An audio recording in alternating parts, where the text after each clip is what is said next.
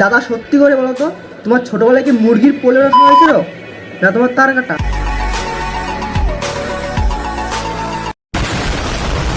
হ্যাঁ হোয়াটসঅ্যাপ ভাইরো, আমি কোবরা। नाम तो सुना होगा। नहीं। আসলে আমি কিছু উডগান্ডু পাবলিককে তেলে জলে রোস্ট করি, তাই নাম আমার কোবরা উইথ রোস্টার।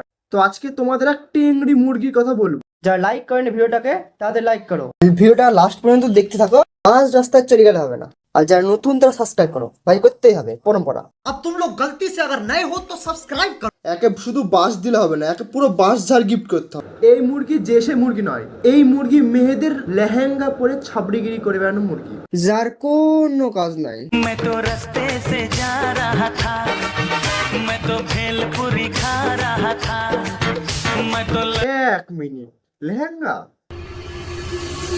মানে লেহেঙ্গার নিচের টুকু। তো ইনি হলেন প্রফেশনাল ছাপড়ি, কারণ তোমরা সবাই জানো ছাবড়িদের পুরাতন স্টাইল লেহেঙ্গা পরে রাস্তায় উডগান্ডুর মতো কেলিয়ে বেড়ানো। जब से भइल बा वायरल भौजी के लइका बोले ला खाली टेंगे टेंगे टेंगे टेंगे टेंगे टेंगे। দিলে তো বাচ্চাটাকে শুধু ভয় পেয়ে একটা কাজ করো, লাল প্যান্ট পরে একটা ষাঁড়ের সামনে গিয়ে সেম কেসটা করো, তাহলে রাতারাতি ভাইরাল।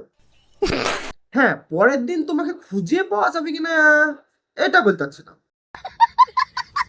দাদা জাস্ট একটা কথা বলো, তোমার ছোটবেলায় পোলিওর অভাব ছিল না? আমি যা বললাম তাই না গাইস, তোমরাই দেখো উপরে মুরগি ছাট আর নিচে হিজড়া ছাট।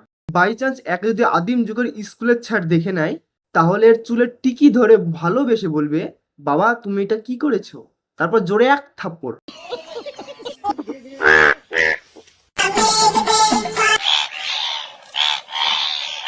माँ खराब हो जाएगा, मैं माँ अम्मा बहन पे आ जाऊंगा मैं इनकी। ওখানে সত্যিকারের ব্যাং থাকলে তোমার উপর মুতে দিয়ে চলে যেত।